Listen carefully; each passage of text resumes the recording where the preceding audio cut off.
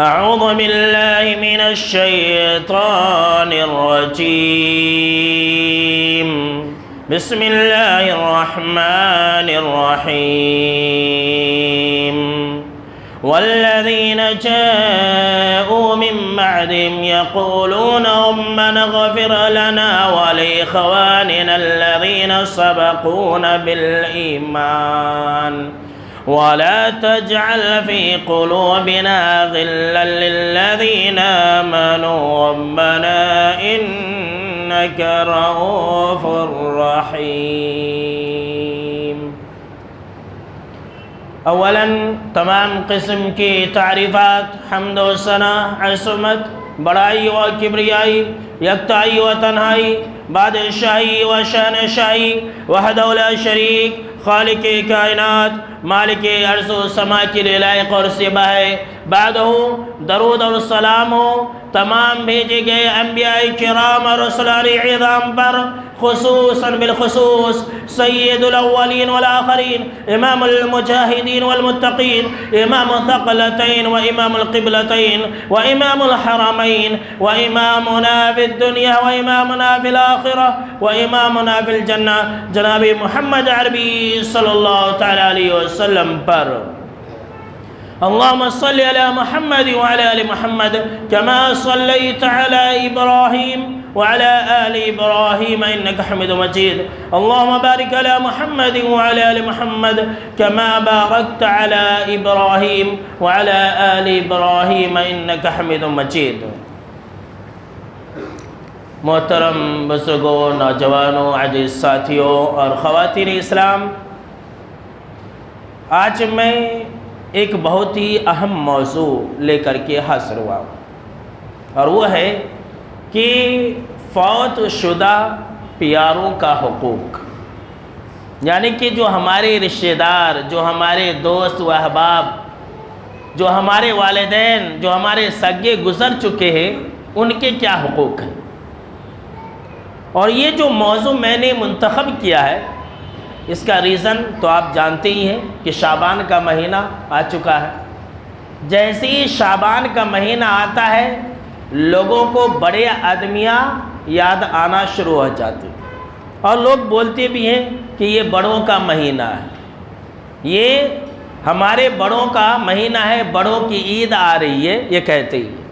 تو میں نے سوچا کہ کیوں نہ اسی مناسبت سے آپ لوگوں کے سامنے میں یہ بات رکھ دی جائے کہ کیا اپنے بڑوں سے اور اپنے رشتہ داروں سے، اپنے مرنے والے دوست و احباب اور سگوں سے محبت کا یہی طریقہ شریعت کے اندر ہے کہ جیسے ہی شعبان کا مہینہ آ جائے تم جو ہے حلوے پوری پکانا شروع کر دو، ان کی یاد میں طرح طرح کے حرکات و سکنات کرنا شروع کر دو، یا پھر معاملہ کچھ اور ہے۔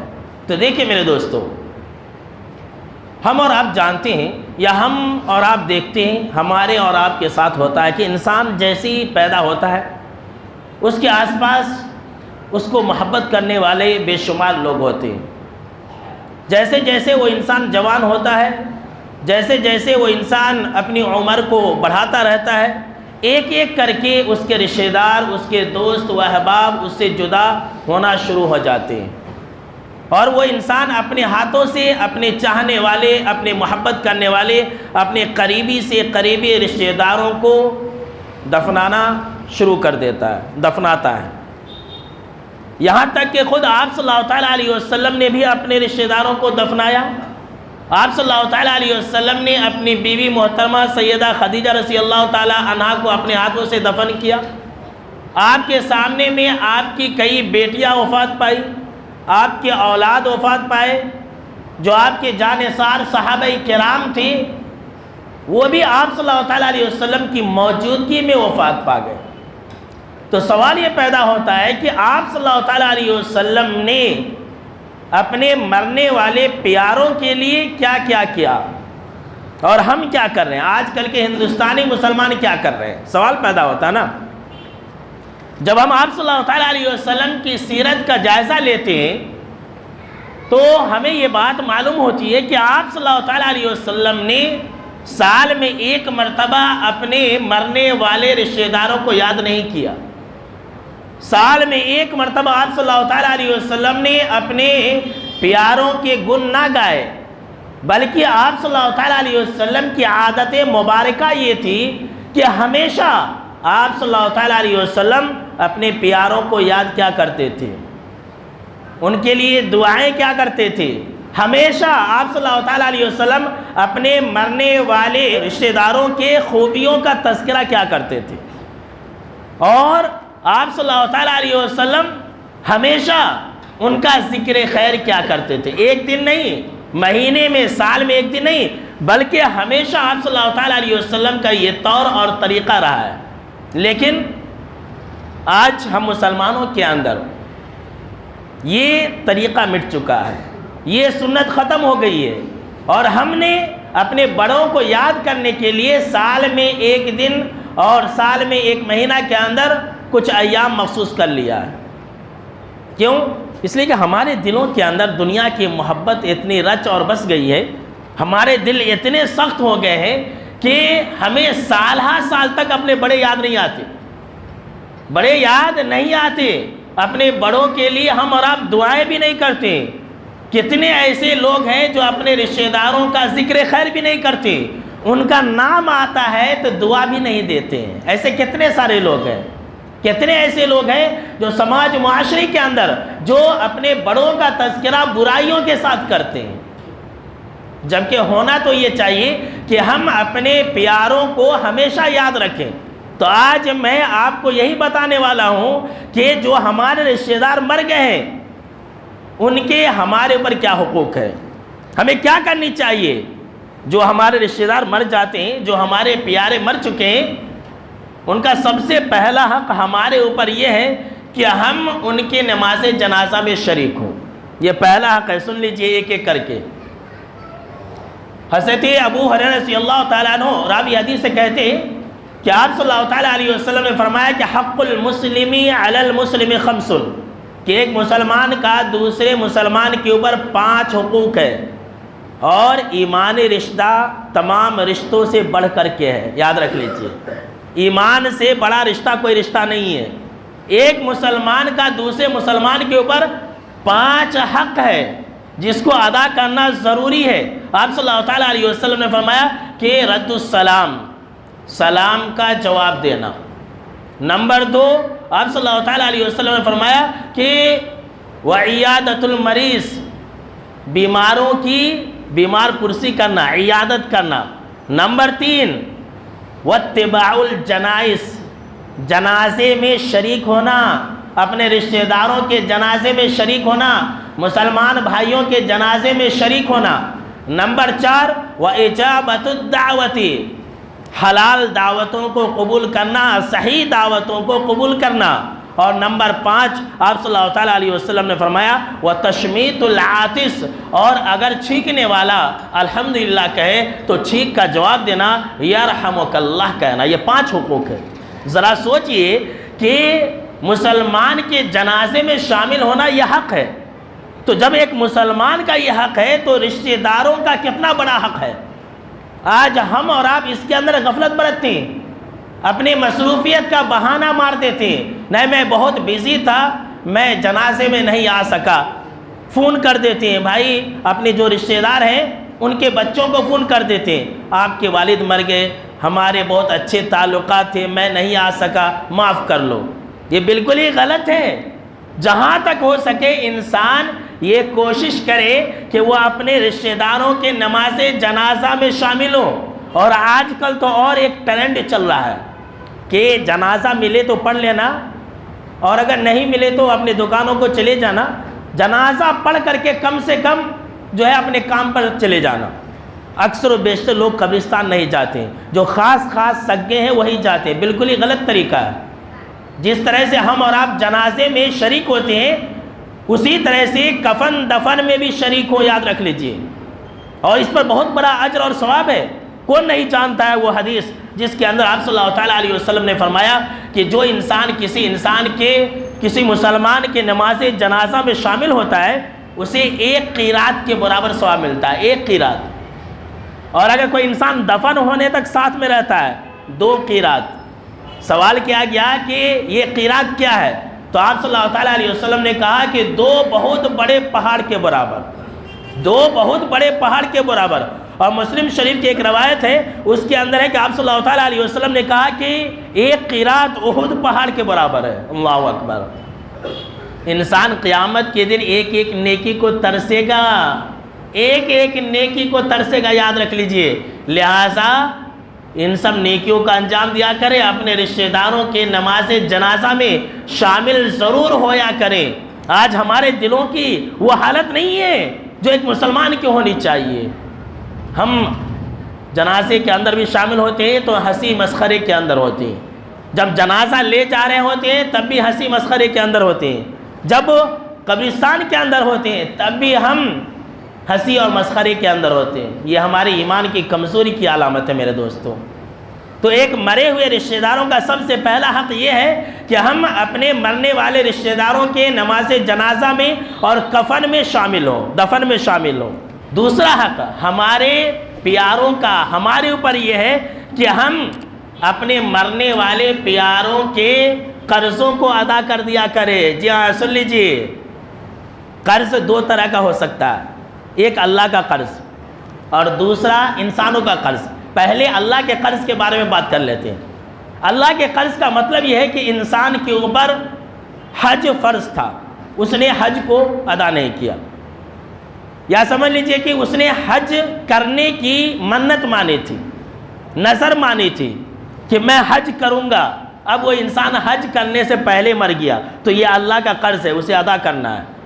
کوئی انسان ہے، اس کے اوپر فرض روزے باقی رہ گئے تھے تو اس کے رشتہ دار کے اوپر یہ فرض اور واجب ہے کہ اس کے رشتہ دار اس کے طرف سے روزے کو ادا کرے۔ کسی نے نظر مانا تھا، منت مانی تھی کہ کوئی انسان بیمار تھا، منت مان لیا کہ اگر اللہ نے مجھے اچھا کر دیا تو جو ہے میں فلاں فلاں کام کروں گا، کسی 10 غریب کو کھانا کھلاؤں گا، سمجھ لیجیے۔ اب وہ انسان اچھا بھی ہو گیا، سب کچھ بھی ہو گیا، لیکن وہ انسان اپنی نظر کو پوری کرنے سے پہلے مر گیا۔ تو جو اس کے رشتہ دار ہیں وہ اس کی طرف سے نظر کو پوری کرے، یہ اللہ کا قرضہ ہے۔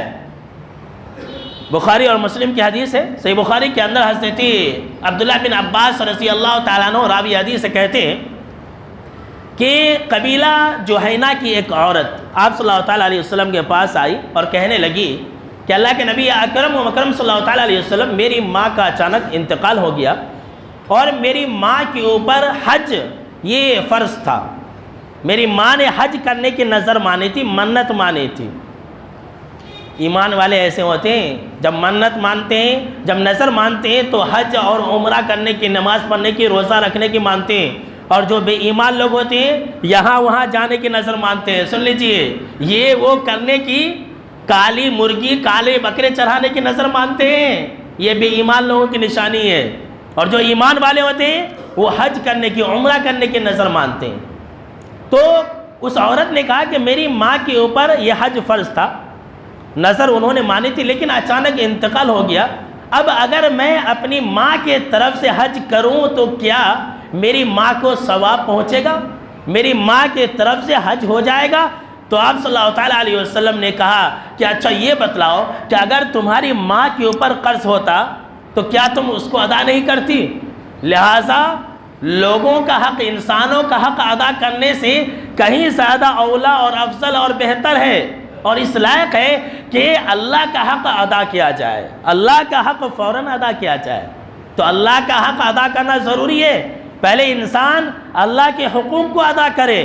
اگر ہمارا پیارا جو مر گیا ہے، جس سے ہمیں محبت تھی، جس سے ہمیں الفت تھی، اگر اس کے اوپر اللہ کا کوئی قرض باقی تھا تو ہم اور آپ اس کے رشتہ دار اس کی طرف سے ادا کریں۔ لوگ یہ سمجھتے ہیں سماج اور معاشرے کے اندر کہ شعبان کے مہینے میں 15ویں شعبان کے دن حلوے پوری پکا لینا یہی محبت ہے۔ لوگ یہ سمجھتے ہیں کہ مرنے کے وقت میں زیادہ رو دینا، زیادہ چیخ دینا، زیادہ چلا دینا یہ محبت ہے۔ لوگ یہ سمجھتے ہیں کہ مرنے کے بعد 1 مہینے تک، 1 سال تک کوئی خوشی کا کام نہیں کرنا یہ محبت ہے۔ لوگ یہ سمجھتے ہیں کہ مرنے کے بعد دکان وغیرہ نہیں کھولنا یہ محبت ہے، یہ بیوقوفی ہے، یہ جہالت ہے، یہ محبت نہیں ہے۔ محبت یہ ہے کہ مرنے والے رشتہ داروں کے حقوق کو ادا کیا جائے۔ محبت یہ ہے کہ اپنے مرنے والے جو ہمارے والدین ہیں، جو ہمارے رشتہ دار ہیں، جو ہمارے پیارے ہیں، ان کے قرضوں کو ادا کر دیا جائے، اللہ کا قرضہ ادا کر دے۔ اس کے بعد اسی قرضے کے اندر انسانوں کا بھی قرضہ ہے، انسانوں کا قرض ادا کرنا یہ ہر انسان کے اوپر فرض اور واجب ہے۔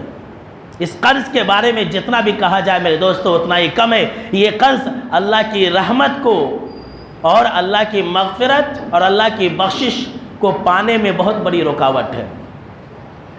آج افسوس ہوتا ہے میرے دوستو کہ ایک انسان کے مرنے کے بعد اس کی اولاد، ابھی اس انسان کا کفن میلا بھی نہیں ہوا ہوگا، ابھی وہ انسان ٹھیک سے گلا اور سڑا بھی نہیں ہوگا، لیکن اس کی اولاد، جو انسان مر گیا، جو اس کا رشتہ دار ہے، جو اس کا باپ ہے یا جس کی جائیداد ہے، انسان اس کی جائیداد کے لیے لڑنا شروع کر دیتا ہے، انسان اس کی جائیداد کی بٹواری کے لیے پتہ نہیں کیا سے کیا کرنا شروع کر دیتا ہے، لڑائی جھگڑے فتنے فساد دشمنیاں سب شروع ہو جاتی ہے، لیکن کسی اولاد کو یہ توفیق نہیں ملتی ہے کہ اپنے ماں باپ کے قرضوں کو ہم پہلے ادا کریں۔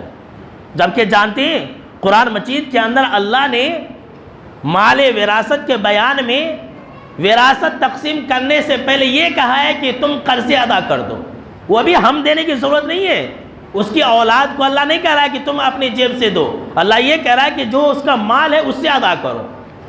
اللہ نے فرمایا قرآن مجید کے اندر من بعد وصیت یوصی بہا او دین، کہ جو وراثت کی تقسیم ہوگی وہ وصیت پوری کرنے سے پہلے اور قرض ادا کرنے سے پہلے نہیں ہونی چاہیے، وہ بعد میں ہونی چاہیے۔ وراثت کی تقسیم کب؟ وصیت پوری کرنے کے بعد اور قرض کو ادا کرنے کے بعد۔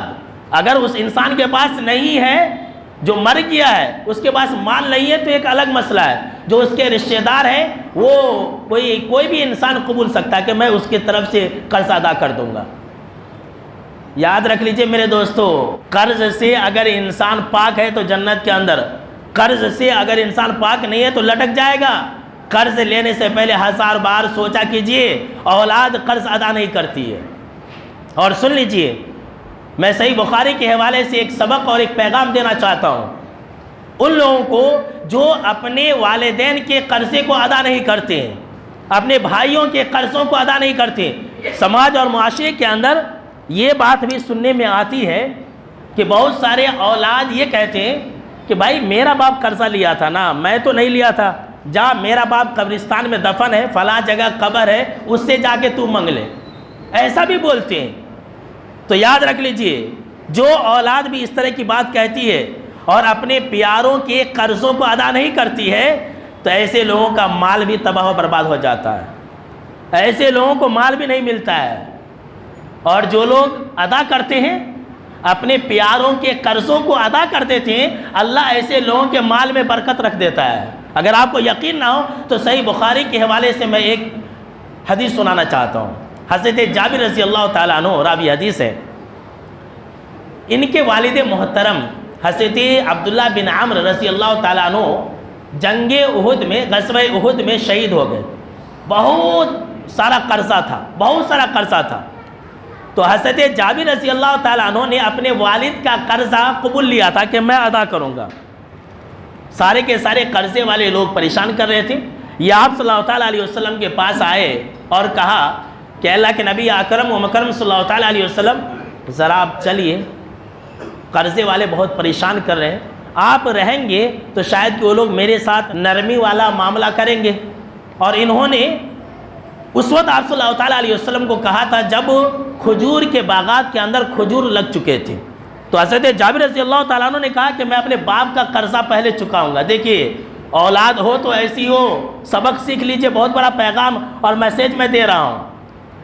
آپ صلی اللہ تعالیٰ علیہ وسلم نے کہا کہ ٹھیک ہے، ایسا کرو کہ تمہارے باغیچے میں جتنے بھی کھجور ہے، ہر کھجور کا الگ الگ ڈھیر لگاؤ، الگ الگ ڈھیر لگاؤ، میں آ رہا ہوں۔ حضرت جابر رضی اللہ تعالیٰ عنہ کہتے ہیں کچھ دیر کے بعد آپ صلی اللہ تعالیٰ علیہ وسلم آئے، تو جیسے ہی آپ صلی اللہ تعالیٰ علیہ وسلم کو قرضہ دینے والوں نے دیکھا اور بھی لال پیلے ہو گئے، معاملہ سدھرنے کے بجائے بگڑ گیا۔ میں نے یہ سوچا تھا کہ وہ لوگ آپ صلی اللہ علیہ وسلم کو دیکھ کر کے نرمی کریں گے، لیکن وہ لوگ اور بھی ہٹ درم بن گئے، اس لیے کہ وہ سارے کے سارے آپ صلی اللہ تعالیٰ علیہ وسلم کے دشمن تھے، یہودیاں تھے۔ وہ اور بھی سخت ہو گئے، کہا کہ اب تو نہیں چھوڑیں گے، تم محمد صلی اللہ علیہ وسلم کو بلا لائے، نہیں چھوڑوں گا، ہرگز نہیں چھوڑوں گا۔ جب آپ صلی اللہ تعالیٰ علیہ وسلم نے یہ دیکھا کہ یہ لوگ قرضے کو لینے پر اتنے زیادہ ہٹ درم بن گئے، تو حضرت جابر رضی اللہ تعالیٰ عنہ کہتے ہیں کہ آپ صلی اللہ تعالیٰ علیہ وسلم نے میرے کھجور کے ڈھیروں کے آس پاس چکر لگایا، جتنے بھی کھجوروں کے ڈھیر تھے اس کے آس پاس چکر لگایا، اور ایک کھجوروں کا بڑا ڈھیر تھا، آپ صلی اللہ تعالیٰ علیہ وسلم 3 مرتبہ چکر لگانے کے بعد اس پر بیٹھ گئے اور کہا کہ اے جابر، تمہارے والد محترم کا جو بھی قرضہ ہے سب کو بلا لو۔ سارے کے سارے قرضہ دینے والے آگے اور اپنا اپنا جو کھجور تھا وہ قرضے کے بدلے میں کھجور لیتے گئے۔ حضرت جابر رضی اللہ تعالیٰ عنہ کہتے ہیں کہ سارے کے سارے قرضہ دینے والے آگے، سب نے اپنا اپنا قرضہ لے لیا جو میرے والد محترم کے اوپر تھا، لیکن جس کھجور کے ڈھیر سے آپ صلی اللہ تعالیٰ علیہ وسلم دے رہے تھے، آپ صلی اللہ تعالیٰ علیہ وسلم کا معجزہ دیکھ لیجئے کہ اس ڈھیر سے ایک کھجور کے برابر بھی کمی واقع نہیں ہوئی۔ اللہ اکبر۔ حضرت جابر رضی اللہ تعالیٰ عنہ کہتے ہیں بس میرا ارادہ تو اتنا تھا کہ بس میرے والد محترم کا قرضہ چک جائے، چاہے میرے لیے کچھ بھی نہ بچے۔ سبحان اللہ۔ دیکھا، یہ سچے دل کا نتیجہ ہے، برکت دیکھ لیجئے، یہ مال میں برکت ہے۔ حضرت جابر رضی اللہ تعالیٰ عنہ سچے تھے اپنے والد محترم کے قرضے کو ادا کرنے میں، اللہ نے ان کے مال میں برکت رکھ دی، سارے کے سارا کا سارا قرضہ بھی چک گیا اور مال بھی ویسے بچ گیا۔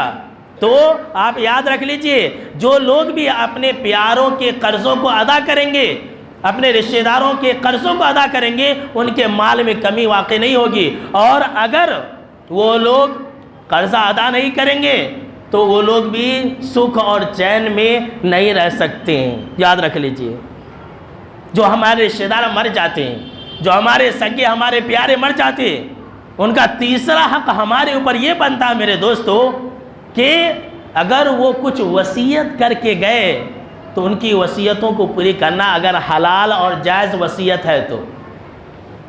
یہ بھی اللہ رب العالمین نے قرآن مجید کے اندر وراثت کے مسائل میں بیان کیا ہے، اور وہاں پر بھی اللہ رب العالمین نے اسی بات کا ذکر کیا ہے، من بعد وصیت توصون بہا او دین، کہ وراثت کی جو تقسیم ہوگی وہ وصیت پوری کرنے کے بعد اور قرض ادا کرنے کے بعد۔ آج کل لوگ وصیت بھی پوری نہیں کرتے، وصیت کو چھپا لیتے ہیں، وصیت کو بدل دیتے ہیں، وہ بھی جائز اور حلال وصیت۔ یہ نہیں کہ کوئی انسان اپنی اولاد کو نقصان پہنچانے کے لیے وصیت کر جائے تو اس کی وصیت کو بھی پوری کی جائے گی، ایسا نہیں ہوگا۔ ایک انسان وصیت جو ہے اپنے تمام مال میں صرف 1/3 کر سکتا ہے، اس سے زیادہ نہیں۔ جیسا کہ حضرت سعد بن ابی وقاص رضی اللہ تعالیٰ عنہ کی حدیث میں ہے کہ جب وہ بیمار تھے تو آپ صلی اللہ تعالیٰ علیہ وسلم ان کی عیادت کے لیے آئے، تو انہوں نے کہا کہ اللہ کے نبی اکرم و مکرم صلی اللہ تعالیٰ علیہ وسلم، میں اپنا سارا کا سارا مال جو ہے اللہ کی راہ میں دے دینے کی وصیت کرنا چاہتا ہوں۔ تو آپ صلی اللہ تعالیٰ علیہ وسلم نے کہا کہ نہیں، تم ایسا نہیں کر سکتے، تم سارا کا سارا مال کسی دوسرے کو نہیں دے سکتے ہو۔ تب انہوں نے کہا کہ ٹھیک ہے، میں آدھا مال بولتا ہوں کہ اللہ کی راہ میں دے دو اور آدھا مال میرے وارثوں کے لیے۔ تو آپ صلی اللہ تعالیٰ علیہ وسلم نے کہا کہ نہیں، ایسا بھی تم نہیں کر سکتے۔ تب انہوں نے کہا کہ ٹھیک ہے، اگر ایسی بات ہے تو میں 1/3 مال کی وصیت کر دیتا ہوں۔ تب آپ صلی اللہ تعالیٰ علیہ وسلم نے کہا کہ ہاں یہ صحیح ہے، لیکن یہ بھی بہت زیادہ ہے، یہ بھی بہت زیادہ ہے۔ آپ صلی اللہ تعالیٰ علیہ وسلم نے کہا کہ دیکھو، تم اپنے بعد اپنی اولاد کے لیے اپنی اولاد کو مالدار بنا کر کے جاؤ، یہ بہت ہی اچھا ہے، بہت ہی بہتر ہے، افضل ہے اس بات سے کہ تمہاری اولاد تمہارے بعد مرنے کے بعد غریب اور فقیر ہو جائے، دوسروں کے سامنے میں ہاتھ پھیلائے۔ تو وصیت کو پوری کرنی چاہیے، اور وصیت کو پوری کرنے پر بھی اللہ برکت دیتا ہے۔ جی ہاں، سن لیجئے، اپنے والدین اور اپنے رشتہ دار اور اپنے پیاروں کا حق ادا کرنے کا جو تیسرا حق ہے وہ ہے وصیت پوری کرنا، اور اس کا فائدہ یہ ہے کہ اس میں بھی اللہ برکت دیتا ہے۔ بڑے ظالم ہیں ایسے لوگ جو وصیت کو پوری نہیں کرتے ہیں، وصیتوں کو بدل دیتے ہیں، اور یہ جو وصیت ہوگی وہ غیر وارثوں کے لیے ہوگی، غیر وارثوں کے لیے۔ ایسے کتنے سارے لوگ ہیں، میں نے خود دیکھا ہے کہ ایک انسان ہے وصیت کر کے گیا کہ بھائی تم فلاں کو ذرا دے دینا، ذرا ہی زیادہ نہیں، لیکن نہیں دیے، ان کے بچوں نے نہیں دیا۔ تو جو لوگ وصیت کو پوری کرتے ہیں اللہ اس کے اندر بھی برکت رکھ دیتا ہے۔ ابھی میں نے حضرت جابر رضی اللہ تعالیٰ عنہ کا نام لیا، بہت لمبی عمر پائے، 94 سال کی عمر میں، مدینہ کے اندر سب سے آخری میں یہی مرنے والے صحابی ہیں۔ ان کے کھجوروں کا جو باغ تھا اس کے اندر بے شمار پھل لگتے تھے۔ تو ذرا سن لیجئے اپنے پیاروں کی وصیت کو کیسے پوری کی جاتی ہے، ذرا سیکھ لیجئے، دھوکہ مت دیجئے۔ اور سن لیجئے، آپ یہ مت سوچئے کہ ہمارے بڑے مر گئے، ہمارے باپ مر گئے، اب جو چاہے ہم کریں۔ اس بارے میں آپ کو 1-2 حدیث سنانے والا ہوں۔ پہلے یہ سن لیتے ہیں کہ وصیت کو پوری کرنے پر بھی مال کے اندر برکت ہوتی ہے، نہیں تو گئے کام سے، جتنا آپ کو دھوکہ دینا ہے دے لیجئے لیکن برکت نہیں ہوگی۔ حضرت جابر رضی اللہ تعالیٰ عنہ، ان کے والد محترم حضرت عبداللہ بن عمرو رضی اللہ تعالیٰ عنہ جب غزوہ احد میں جانے لگے تو انہوں نے کہا اپنے بیٹے جابر سے کہ میں جنگ میں شامل ہونا چاہتا ہوں لیکن میری 9 بیٹیاں ہیں۔ کہا کہ آپ جائیے میں خیال رکھوں گا۔ کہا ان کے والد محترم نے کہ دیکھو اے میرے بیٹے ذرا اپنی 9 بہنوں کا خیال رکھنا، کبھی ان کو ان کے ابا کے جدا ہونے کا غم نہ ہونے دینا۔ اللہ اکبر، ان کا خیال رکھنا، یہ نہ کہنا کہ کاش کہ آج ابو زندہ ہوتے۔ ہماری بہنیں ایسی کہتی ہیں، ہماری بہنیں ایسی ہیں کہ ماں باپ کے مرنے کے بعد ہمارے گھر نہیں آتی ہیں۔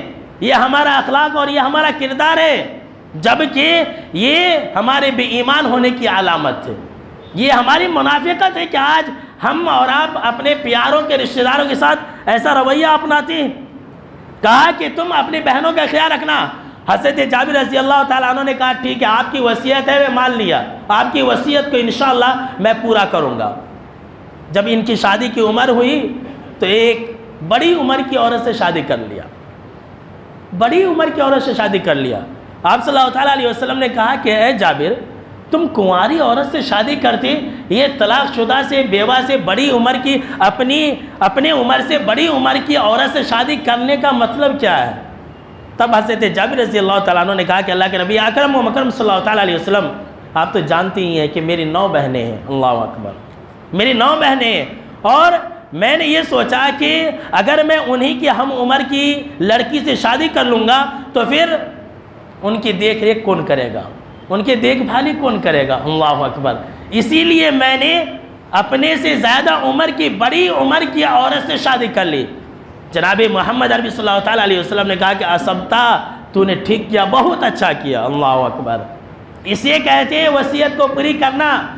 اور ہم اور آپ رہتے ہیں بولا، باپ بولا تھا، کہتے ہیں او باپ کیا ابھی نہیں، اسے کیا ابھی دماغ نہیں تھا، بولا تھا، مرنے سے پہلے بولا تھا، کہتے ہیں وہ ضروری تھوڑی ہے مولوی صاحب کے پاس آتے، مولوی صاحب کے پاس آتے۔ ابھی کچھ ہی دن پہلے میرے پاس ایک آدمی آئے تھے، ہمارے مسلمان بھائی، بول رہے تھے کہ مولانا میری ساس نے ایک مسجد کے لیے جو ہے جگہ کے بارے میں کہا ہے، اب وہ کروڑوں کی جگہ ہے، یہاں یہی کی بات ہے، نام نہیں بتاؤں گا، تو کہا کہ کروڑوں کی جگہ ہے۔ اچھا یہ بتلائیے کہ ہم ان کے سامنے میں اقرار کر لیتے ہیں کہ ٹھیک ہے ہم مسجد بنا دیں گے اسی جگہ پر، ان کے مرنے کے بعد ہم کہیں اور مسجد بنا دیں گے تو چلے گا؟ دیکھیے، یعنی کہ ہم مسجد بنائیں گے لیکن کہیں اور بنائیں گے تو چلے گا؟ میں نے کہا کہ نہیں چلے گا۔ انہوں نے کہا کہ نہیں مولانا کروڑوں کی جگہ ہے، ایسا کیسے ہوگا؟ تو دیکھیں میرے دوستو، غلط ہے یہ کیا ہے؟ یہ غلط طریقہ ہے۔ یہ ہمارے پیارے اور ہمارے رشتہ داروں کا ہمارے اوپر یہ حق ہے کہ ہم جو ہے ان کی وصیتوں کو پورا کریں، بدلے نہیں۔ اور جو لوگ وصیتوں کو بدل دیتے ہیں، اللہ رب العالمین نے ایسے لوگوں کو ظالم کہا میرے دوستو۔ ہمارے جو پیارے ہم سے جدا ہو جاتے ہیں، ان کا چوتھا اور آج کے خطبہ جمعہ کا آخری حق ہمارے اوپر یہ ہے میرے دوستو کہ ہم ان کے مرنے کے بعد ان کے نیکیوں کا سلسلہ قائم رکھیں، ان کو بدنام نہ کریں۔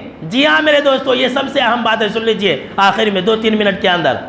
ہم اور آپ ایسے ہیں کہ جب ہمارے بڑے مر جاتے ہیں جب ہمارے والدین مر جاتے تو ہم نڈر ہو جاتے، بے خوف ہو جاتے، اب ہم کو کوئی روکنے ٹوکنے والا نہیں ہے، اب ہم کو کوئی کچھ کرنے والا نہیں ہے، تو جو منمائے کریں تو سن لیجئے اس سے آپ کے بڑوں کو تکلیف ہوگی، اس سے آپ کے بڑوں کو تکلیف ہوگی۔ اور لوگ کہتے بھی ہیں، لوگ جو ہے کہتے بھی ہیں، کیا رہے دیکھ کتنا گیا گزرا ہو گیا، باپ جب تک زندہ تھا بہت اچھا تھا، باپ کے مرتے ہی بگڑ گیا، باپ جب تک ایسا تھا، اس کا دادا ایسا تھا، وہ ایسا تھا، مرنے کے بعد دیکھ ایسا ہو گیا۔ میں نے خود اڑیسہ کے اندر دیکھا کہ ایک آدمی 5 وقت کا نمازی مصلی امام اور آسانے دیا کرتا تھا، دادا کی بہت بڑی جائیداد تھی، دادا جیسے مر گیا پوری جائیداد کی جو کنجیاں تھیں، جو تجوری کی کنجی تھی، اس کے پاس اس کے ہاتھ میں آ گیا، شرابی بن گیا اور شراب پینے کی حالت میں اس کی موت ہوئی۔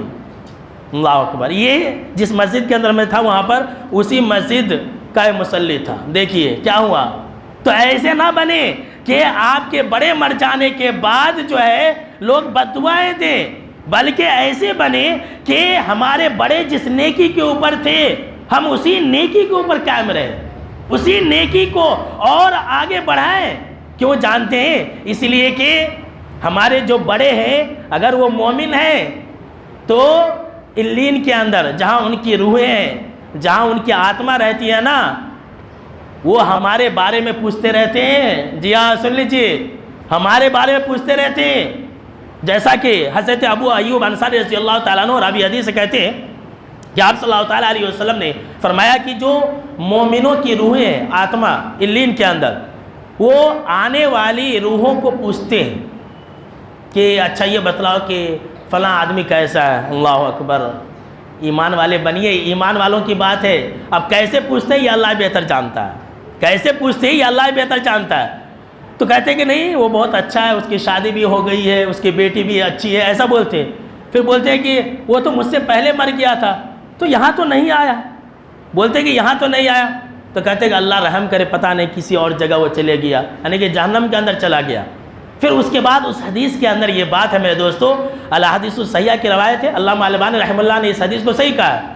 وہ جب ان کی اچھائیوں کا تذکرہ ہوتا ہے، یعنی کہ جو پوچھتے ہیں اور ان کی اولاد کی اچھائیوں کا تذکرہ ہوتا ہے، ان کی نیکیوں کا تذکرہ ہوتا ہے، تو وہ خوش ہوتے ہیں اور یہ کہتے ہیں کہ یہ اے اللہ یہ تیرا فضل و کرم ہے جو تو نے ان کے اوپر عطا کیا ہے۔ اے اللہ تو اپنا فضل و کرم ان کے اوپر تو قائم و دام رکھ اور ان کو مسلمان ہونے کی حالت میں موت دے اور ان کو اسی طرح سے نیکی کرنے کی توفیق دے۔ اور اگر کسی کے برائیوں کا تذکرہ ہوتا ہے، نہیں تمہارا جو بیٹا ہے، تمہاری جو اولاد ہے بہت بیکار ہو گئی ہے، تو اس کے لیے بھی دعا دیتے ہیں اللہ اسے اچھا کرنے کی توفیق دے اور اللہ جو ہے اس کے اوپر رحم کرم کرے۔ تو میرے دوستو کہنے کا مطلب یہ ہے کہ ہم جو ایسے بنے کہ ہمارے جو بڑے ہیں وہ خوش ہوں، ایسے نہ بنے کہ وہ جو ہے ناراض ہو جائے۔ اب یہ سلسلہ باقی ہے۔